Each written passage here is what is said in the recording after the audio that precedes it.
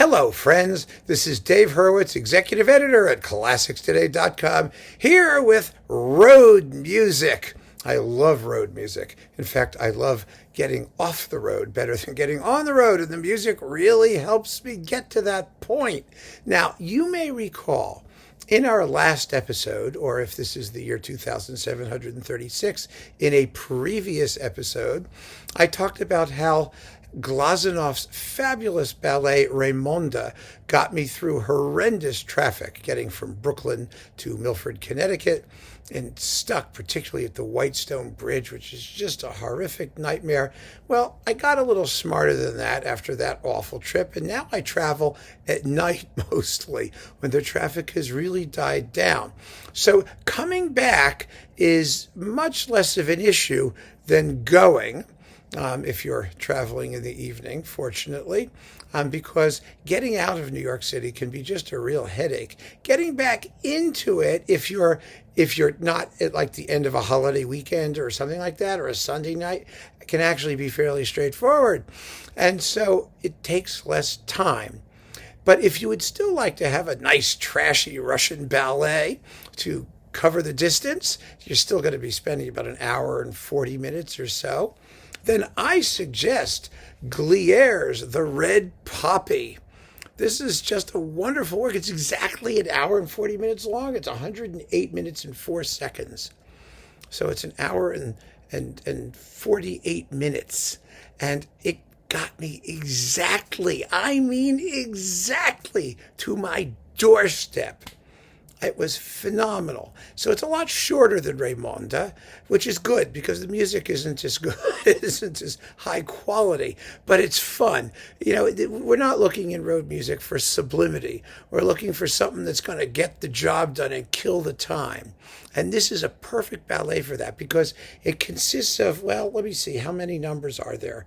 There's lots of them. There's, let's see, 16 plus 20. So it's 36 little sniglets.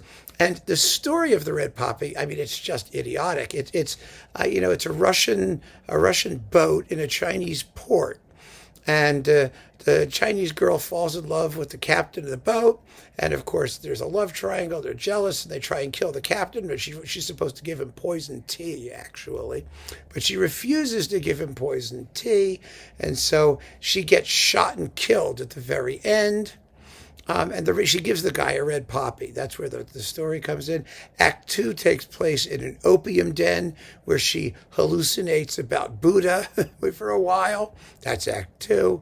And the music alternates cute little pentatonic, bits of chinoiserie with, hearty, beefy Russian sailors' dances and things like that. There's even a Charleston at the beginning of Act 3, which I could have sworn was a foxtrot. There's nothing Charleston-like about it. Certainly not in the rhythm, but I mean, maybe a little bit, but it does not sound very, very Charleston-ish to me. But what the heck, it's called a Charleston. It was first performed in 1927 and was rather popular because at the end, you see, I mean, it's just a socialist realist picnic. I mean, the poppy is red for communism. And as the Chinese girl, I mean, her name is something like, I don't know, Putin Pao or something. That's the executioner in Turandot, but it's something like that. And as she dies, she gives a young girl the red poppy to the strains of the Internationale, the communist anthem, and, redness floods the stage. Oh, it's just so enlightening. It's a great piece to listen to when you're driving because you're not going to care what's happening. You just want to listen to one charming, fun little number after another. And, the Chinese numbers they're entertaining. They really are. They've got all the necessary percussion and xylophones in it. It just reminds me of my grandmother. My grandmother, the decorator, who was like, every room needs a touch of Chinese. Well, every ballet could have a touch of Chinese. Well, this isn't a touch. This is a big, wholesome, gesundte scooping of Chinese. And it's pretty well done. I mean, it's just fun. It's just fun, and it really got me there. So this recording is on Naxos, and it features the St. Petersburg State Symphony Orchestra under Andrei Anichanov, whatever you want to call him. There he is. There he is. And like I said, it's an hour and 48 minutes long. So it's really perfect for that sort of, 2 hour-ish long trip. It doesn't have any dead spots. The only problem with it, I think, is that at least as it gets started, the numbers don't have endings. They just sort of stop, and then something else goes on. It could be that's partly due to the way that this was tracked with, serious pauses between the tracks. But for some reason, I mean, even if they didn't have that, it's a little bit fragmentary. But after, say halfway through Act 1, it all starts to come together. It has 3 acts, and you're in business.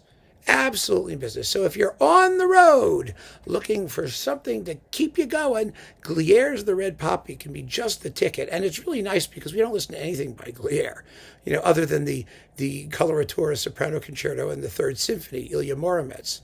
And he was not a very good composer, quite frankly, but, he was tuneful and conservative and enjoyable enough as it goes. So give this a shot when you're stuck on the road. You won't be sorry. Guarantee that. Keep on listening, friends. Thanks so much for joining me. Take care.